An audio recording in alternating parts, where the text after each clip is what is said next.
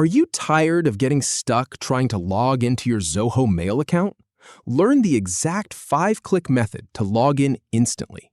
In this tutorial, I'll show you the fastest way to log in using your Google account.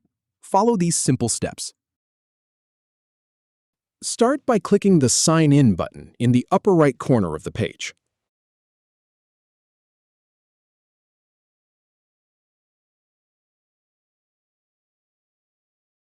Then, click on the Google icon to sign in with your Google account. Now, select your preferred Google account from the list.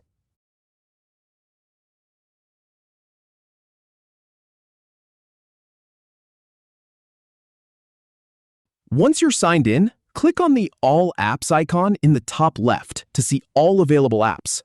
Finally, click on your profile picture in the upper right. If you see the option to sign out, you've successfully logged in. If you have any feedback or if any info is inaccurate, please leave a comment below. We'll do our best to answer or redo the video if needed. Thanks for watching.